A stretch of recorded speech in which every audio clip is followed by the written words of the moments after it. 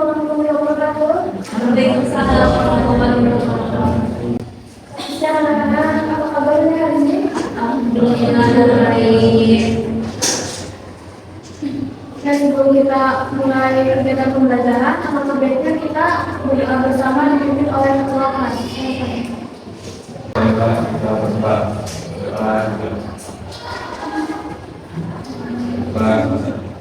Oke, kita absen dulu ya. Anak-anak, hadir Bu Sinta, Iya. Ayu, Rizal, Rofi, Indra. Apa kalian tidak hadir hari ini? Oke, di pertemuan kedua sebelumnya kita telah membahas tentang materi struktur dan fungsi dari sistem reproduksi wanita. Apakah anak-anak ada yang masih ingat apa saja struktur dari sistem reproduksi wanita apa saja? Dari yang masih ingat? Oke, betul ya. Kita akan mempelajari sistem reproduksi wanita, khususnya ovarium, yaitu fungsi ovarium, yaitu yang melepaskan sel telur dan uterus yang berisi dindingnya dengan rahim. Ketika lapisan dindingnya itu lumpuh, maka akan terjadi siklus menstruasi. Jika tidak, maka kemungkinan itu terjadi fertilisasi atau pembuahan. Nah, kita akan menggabungkan dua proses tersebut melalui siklus menstruasi, yaitu rangkaian perubahan rutin pada ovarium dan uterus. Nah, untuk materi hari ini kita akan belajar tentang siklus menstruasi, fertilisasi, dan kehamilan. Buat yang perempuan, pernahkah siklus kalian terganggu? Kenapa alasannya? Karena stres ya? Aku malah kayaknya jadi kelelahan. Betul ya, faktor-faktor yang kalian sebutkan tadi itu sangat berpengaruh pada siklus menstruasi. Jadi ketika otak stres itu menyebabkan penurunan hormon FSH dan RH sehingga ovarium atau proses ovulasinya itu terganggu dan menyebabkan siklus haidnya itu berantakan, misalnya jadi terlambat, terhenti, dan tidak teratur. Misalkan terlambat itu beberapa hari, beberapa bulan, beberapa minggu. Nah, maka dari itu kita akan mempelajari siklus menstruasi ini agar kalian dapat menjaga kesehatan, terutama reproduksi kalian, khususnya perempuan. Nah, di sini untuk tujuan pembelajarannya ada 3, yaitu peserta didik dapat menjelaskan tahapan siklus menstruasi berdasarkan sumber belajar visual dengan tepat. Lalu peserta didik dapat menganalisis proses fertilisasi dan tahapan embriogenesis melalui simulasi visual dan tanya jawab dengan penjelasan yang logis dan menurut. Lalu peserta didik dapat menganalisis tahapan proses kehamilan dan kelahiran melalui kegiatan berupa diskusi kelompok dengan baik untuk melatih kerjasama tim. Di sini ada berapa orang? Kita bagi menjadi 2 kelompok saja. Untuk kelompok 1, Rizal, Ari, dan Rofi. Untuk kelompok 2-nya juga Sinta dan Sandra.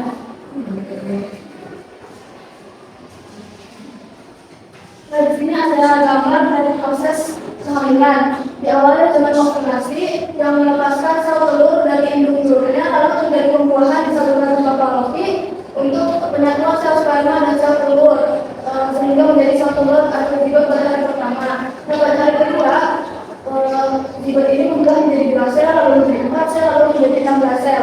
Pada hari kelima itu berulang atau bola berlongga berkembang menjadi seperti awal. Lalu pada hari ke-6 sampai ke-7 itu berulang berkembang menjadi seperti tahap akhir dan mendekati pada rahim. Lalu pada hari ke-8 sampai 9 ini embrio mulai menempel pada dinding rahim atau disebut dengan implantasi, yang dimana ini menandai dimulainya proses kehamilan. Nah, di sini ada video, kita simak. Video pertama itu tentang siklus menstruasi.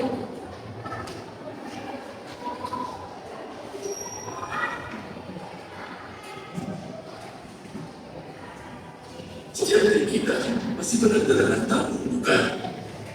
Beberapa dari kita mengalami kedatangan tamu secara rutin, apalagi kalau bukan menstruasi adalah bulan. Tapi aku melakukan mereka yang normal. Anda bagaimana sih? Simak jawabannya dalam video kali ini.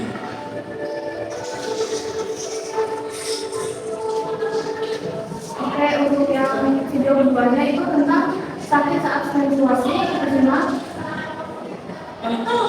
Ada kolesterol di bawah darah turun, udah waktu. Semoga kita bisa selanjutnya bisa ketemu jodohnya. Yang ada yang kolesterol, ada kolesterol di bawah darah turun, udah waktu dia berfase menstruasi. Oke, sudah selesai ya. Nah, setelah kalian mengamati gambar dan video tadi, di sini ada pertanyaan. Mengapa saat menstruasi mengalami rasa nyeri atau kram, dan jika tidak menstruasi, bagaimana proses terjadinya individu? Di sini kalian buat hipotesisnya. Nah, untuk menjawab setiap permasalahan itu, kalian lakukan kajian literatur untuk menjawab setiap permasalahan. Bisa mencari informasi melalui buku paket, artikel, atau informasi yang menurut saya dan akurat. Nah, setelah itu kalian kumpulkan informasi dan data untuk menjawab permasalahan dan membuktikan benar atau tidaknya hipotesis. Sekarang itu beri waktu 2 menit untuk mengerjakannya.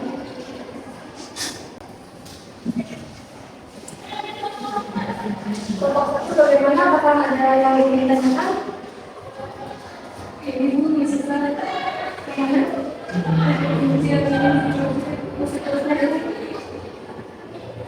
Kamu disebut ketanggungan Bu.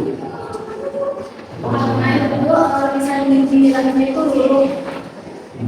Tidak tanggungan. Ya. Untuk kedua, apakah ada kesulitan? Ya, ini tuh berarti oke,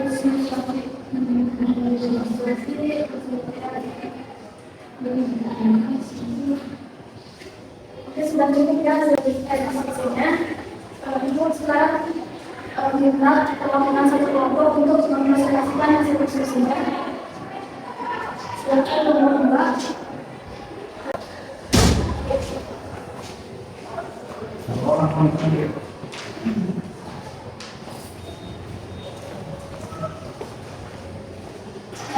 Siklus reproduksi manusia bekerja di bawah kendali mekanisme hormonal. Jika sel tubuh diobati, penurunan drastis kadar hormon estrogen dan progesteron akan memicu penurunan dinding rahim yang dikenal sebagai menstruasi. Oke, seperti itu ya, sebenarnya sudah bagus. Silakan.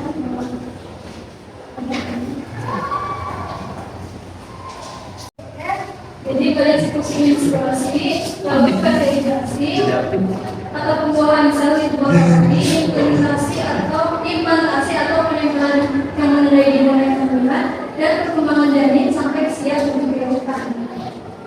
Sebetulnya ya, dari siklus menstruasi itu adalah proses bulanan pada tubuh wanita yang mempersiapkan kehamilan. Nah, siklus ini dikendalikan oleh hormon di mana lapisan dinding rahim atau endometrium menebal untuk menyambut sel telur yang sudah matang. Dan jika sel telur tidak dibuangi, lapisan rahim ini akan melurus dan dikenal sebagai menstruasi. Ketika fertilisasi terjadi, sel sperma berhasil bertemu dan menyatu dengan sel telur yang dilepaskan oleh ovarium.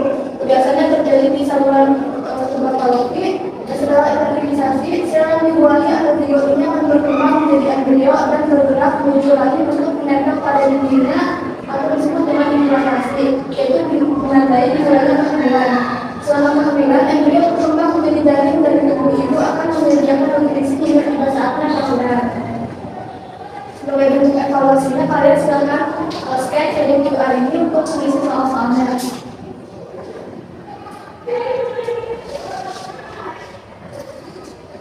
Jadi untuk tulisnya,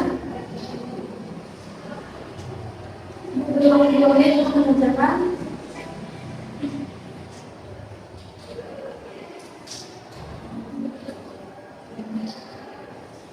Sudah selesai ya.